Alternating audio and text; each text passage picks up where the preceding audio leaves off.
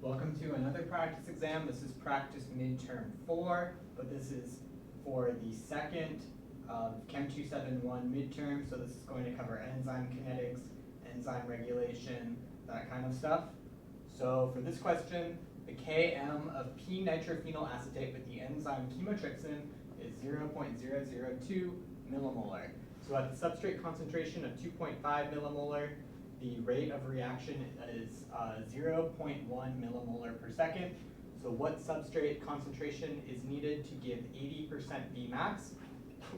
So we can use the hyperbolic equation for the Michaelis-Menten model in order to solve this. So first thing we want to do is solve for Vmax. So let's see. So we first want to switch these two around. So Vmax is equal to V0 Km plus substrate concentration over substrate concentration. And we can calculate Vmax is equal to our rate, 0.1 millimolar per second, times the Km, 0.002 millimolar, plus the substrate concentration, 2.5 millimolar, all over 2.5 millimolar. And what you get out of this is Vmax is equal to 0.10 millimolar per second. Now this makes sense because that's exactly the same as V0. So essentially if the Km is really low and our substrate concentration is really high, like it is here, then it's pretty much guaranteed that at this really high substrate concentration that is orders of magnitude greater than Km, you will max out the enzyme rate and reach Vmax. So that's what we get here. So now that we have Vmax, we can find 80% of Vmax. So 0.8 times Vmax is equal to 0.8 times 0.10 per second, which gets us 0.08 millimolar per second. Another 0 if we want to keep significant figures. Okay. So now what we have to do is take this equation and solve for substrate concentration. So I'm going to multiply both sides by Km plus substrate concentration.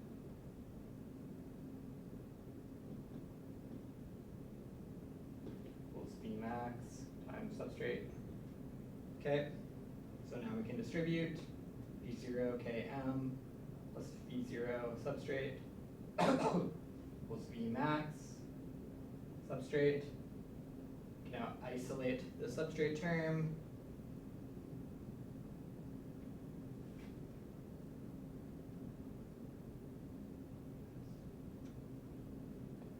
Okay, factor out the substrate and divide by that. So we get substrate equals V0 Km Vmax. Oh, why did I do this? Because we know Km, we know our rate, 80% of Vmax, and we know Vmax. So now we can plug in to get our substrate concentration at 80% Vmax.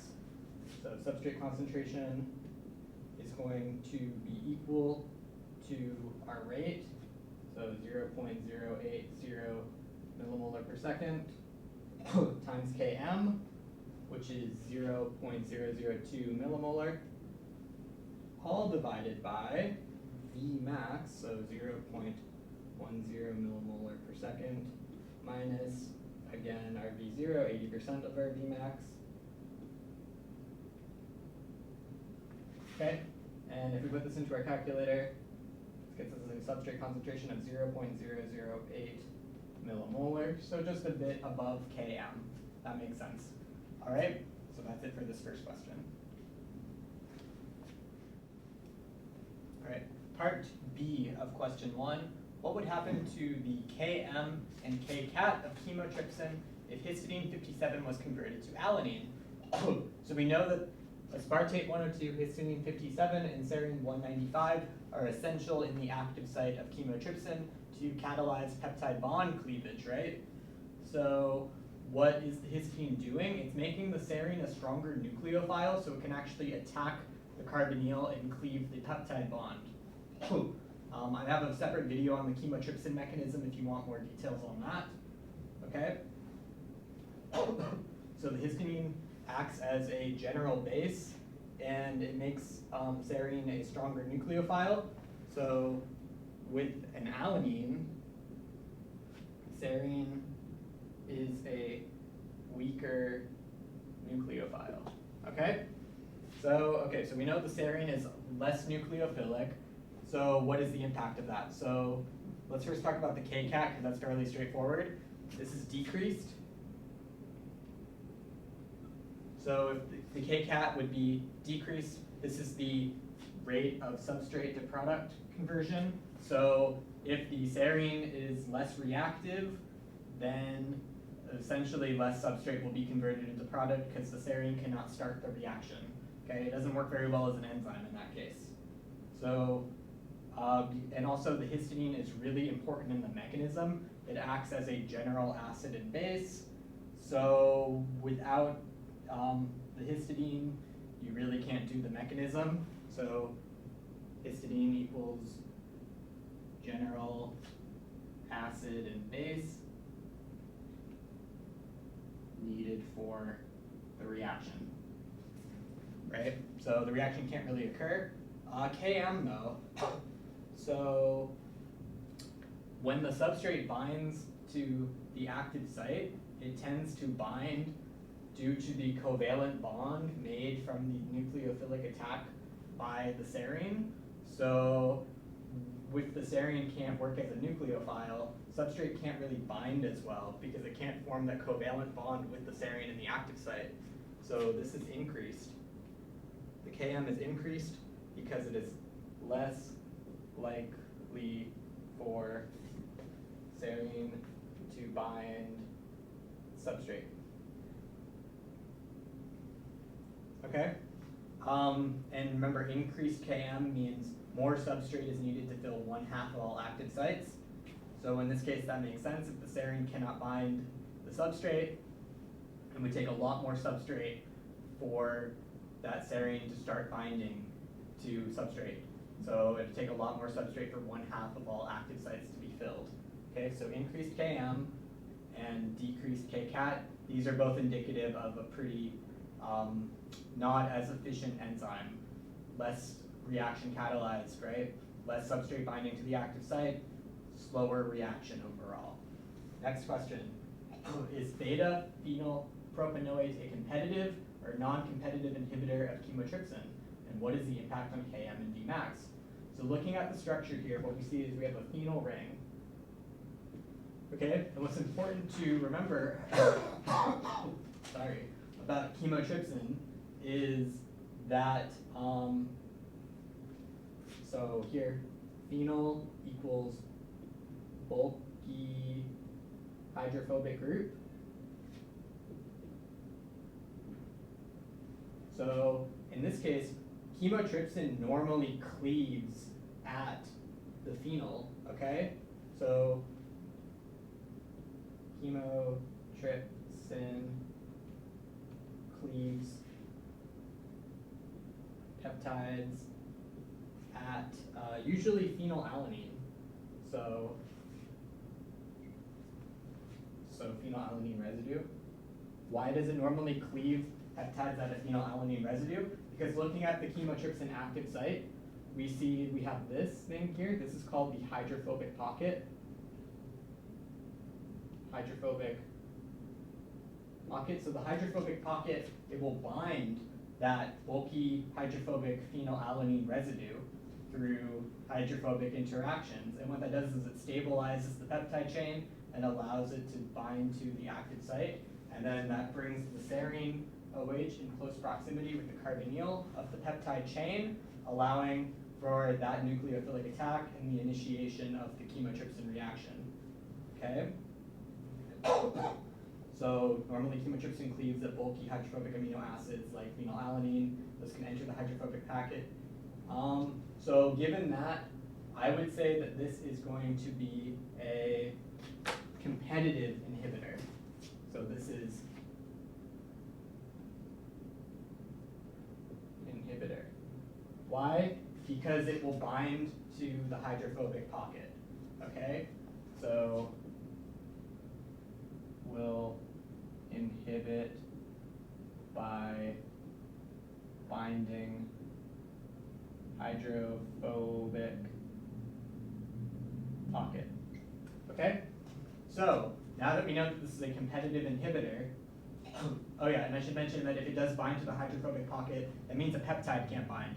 So it's binding to the active site in the exact same place that the substrate is binding. That's what makes it competitive. Both the substrate and the inhibitor bind to the active site. So we know, I have a separate video on enzyme kinetics, so I'm just going to go through this briefly. Competitive inhibitors increase Km. Why? Because you need more substrate to fill 1/2 of all enzyme active sites. So because the substrate is competing with the inhibitor for the active site, it takes more substrate to fill those active sites because it's competing with the inhibitor to bind to the active site. So more substrate needed to fill 1/2 active sites. Vmax in this case will be constant. Why? Because if you add enough substrate, it will completely outcompete the inhibitor. So all active sites can be full if you add enough substrate. So this does not impact KCAT, or the ability of the enzyme to catalyze the reaction. So it only impacts the ability of the substrate to bind the active site. So with high substrate concentration, all active sites can be filled, which means we can reach the same Vmax because it does not inhibit the ability of the enzyme to catalyze the reaction. It just inhibits the substrate from binding, but if you add enough substrate, it will outcompete it, and ultimately, since the enzyme is unaffected, it will just be like normal, and you'll observe the normal rate of reaction. All right? So that is it for question 1. So there's one more part in question 1. How is chymotrypsin activated, and what is the advantage of this? So chymotrypsin starts out as one 245 amino acid chain called chymotrypsinogen, and this is inactive. So in order for this to be activated, it has to go through proteolytic cleavage. And this is irreversible. So first step, trypsin turns the inactive chymotrypsinogen into an active pi chymotrypsin. So it splits it here at the 15-16 amino acid residue, and then it is further activated into a more active alpha chymotrypsin by pi chymotrypsin. So it sort of activates itself into this sort of 3 chains, and this is active, mature, and stable. How are these chains held together? They're held together by disulfide bonds.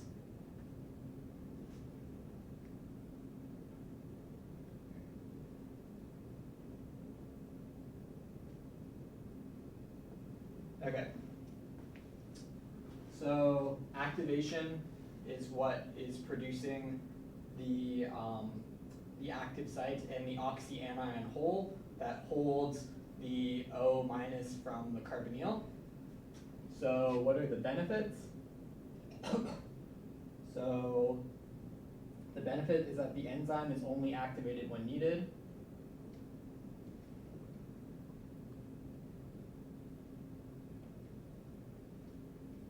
And it does not require ATP.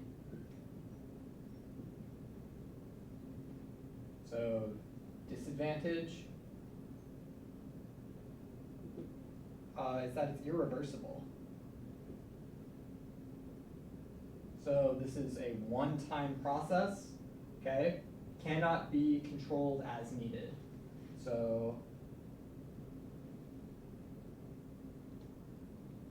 as needed. So because it cannot be controlled as needed, like allosteric regulation, which can be turned on and off on a whim, this is just turned on without being able to turn it off other than from degrading the protein. So once it's activated, it can't be reversibly inactivated. It's a completely irreversible process. So the cell can activate chymotrypsin when needed, but it cannot reverse that when it needs to, other than through some kind of protein degradation. All right, question 2. Explain what is meant by induced fit. How does this help to eliminate unwanted side reactions? So induced fit is when a substrate binds to an enzyme, it forces a conformational change in the active site after the substrate binds. So a good example of this is hexokinase. This is the first enzyme in glycolysis. It catalyzes the conversion of glucose to glucose 6-phosphate. Okay, so what happens is when the substrate glucose binds to the enzyme, these two lobes close together sort of around the substrate. So the two lobes move closer together, they bind the substrate glucose, and this excludes water. So what this is doing is it is making a non-polar environment. So this encourages a hydrophilic OH, so like a nucleophilic OH, kind of like with chymotrypsin, to react with ATP instead of the ATP reacting with water. So it makes it so that there's no water, everything is non-polar, so the only thing that the ATP can react with is the hydrophilic OH on the glucose and not with water. So in order to also ensure that this happens, only the C6 carbon of glucose is exposed. So this ensures that only the C6OH reacts. Remember, C6 has the CH2OH, right?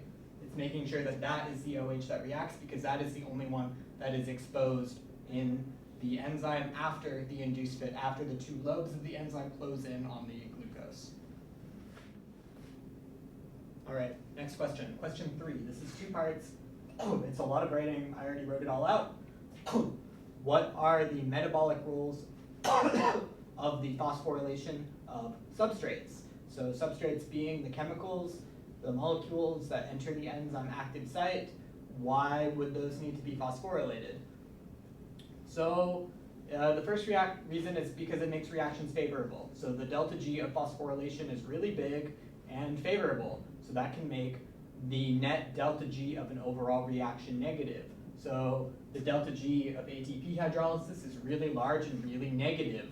So what does that mean? It's an input of a lot of energy that can make an entire metabolic pathway favorable. Okay? 2 and 3 are looking more at glucose specifically. Could apply to other substrates, but we're going to look at glucose here. So 2, it can trap glucose in the cell. So a phosphate group is a big charged group, right? It looks something like this. Okay? So it has negative charges on it. It can do hydrogen bonds. It's very polarized. So because of that, when you put it on a compound like glucose, it cannot pass through cell membranes. It's trapped in the cellular compartment. Number 3, low intracellular glucose concentrations. So when you phosphorylate glucose, you make glucose 6-phosphate. That's what hexokinase does.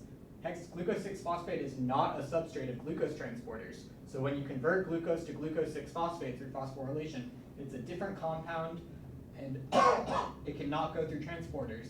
Therefore, it creates a low intracellular glucose concentration, meaning that there's still a concentration gradient of glucose promoting glucose entering the cell, okay, and glucose uptake. So because it makes low glucose in the cell and there's high glucose outside the cell, glucose goes into the cell because the glucose concentration decreases when glucose 6-phosphate increases. Okay, part B. Part B, what are the metabolic roles of phosphorylation of enzymes? So not of substrates, but of the enzymes themselves. So remember, phosphorylation of an enzyme can activate an enzyme or deactivate an enzyme. So, number 1, so again, when you phosphorylate something with ATP hydrolysis, that can input a lot of energy, and that can shift the equilibrium towards the activation or the inactivation of an enzyme. Number 2, so when you phosphorylate it, you got negative charges. So this can change the structure of the protein and the interactions within the protein. Sorry. So essentially, like, this can change the conformation of the active site, right? So if the active site changes, that can change kcat, that can change all sorts of things. It can change substrate binding affinity. So all these changes can come from a change in protein structure due to these negative charges, which can sort of force the structure to change in different ways. 3 adds 3 or more potential hydrogen bonds. So it's kind of the same as number 2, and it can impact structure. 4, the time scale of phosphorylation can be adjusted to meet the needs of a biological process. So what does that mean? So phosphorylation can be really fast, or it can be really slow. So essentially, it can sort of regulate the rate of a biological process by the rate at which an enzyme is phosphorylated. So if an enzyme is activated by phosphorylation, and there's a lot of phosphorylation happening all at once, because maybe there's a lot of kinases, that can lead to a lot of activation of enzyme all at once very, very quickly. So it can adjust rates of things. Number 5 can lead to amplified effects. So if you activate one kinase enzyme through phosphorylation, that activated kinase can go phosphorylate a whole bunch of other enzymes, and that leads to a chain effect. So one kinase can phosphorylate many enzymes. So it's a chain reaction there.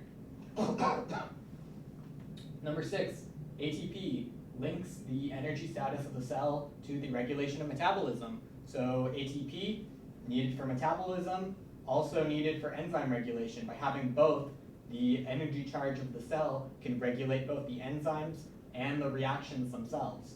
So those are the 6 reasons for why phosphorylation can impact enzymes. All right, problem 4, this one involves delta G. So delta G at standard conditions is 5.7 kcal per mole for aldolase. Aldolase catalyzes the reaction fructose 1,6-bisphosphate, turns into DHAP plus G3P. It's a glycolysis reaction. Okay, so calculate the equilibrium constant at 37 degrees Celsius, given a constant of R of 1.987 cal per mole Kelvin. Okay? So, the first thing we need to do is convert 37 degrees Celsius to Kelvin. This is 310 Kelvin because we add 273 to that. And then the next thing is that we can say delta G equals 0 at equilibrium. Okay, we're calculating the equilibrium constant. So that's at equilibrium, so we can just assume delta G equals 0. And then I get delta G at standard conditions equals negative RT ln K, right? And then we can rearrange this to negative delta G over RT equals ln K. So we know K is equal to E to the negative delta G standard over RT. Thus we can say K is equal to E to the negative 5,700 cal per mole. We've got to do this to keep the units consistent.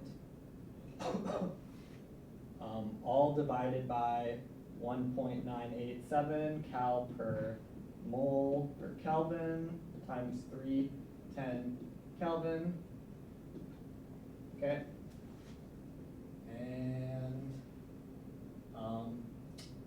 then if we put that in our calculator, we get K is equal to 9.6 times 10 to the minus 5. So what this means is this is less than 1. So this is concentration of reactants is greater than the concentration of the products. Okay, so the next part is saying how can this reaction be made more favorable? So this is negative delta G, right? How do we get to negative delta G? So we know at this equilibrium, delta G equals 0. So how do we make this reaction more favorable? So one way we can do this is by exaggerating this sort of reactants are greater than products. We can make it so that we have even more reactants. So by doing that, we can decrease the amount of products. So if we put in, so we know this is our equilibrium constant, right? If we make the equilibrium constant even smaller, we'll not make the equilibrium constant smaller, but make this sort of ratio smaller.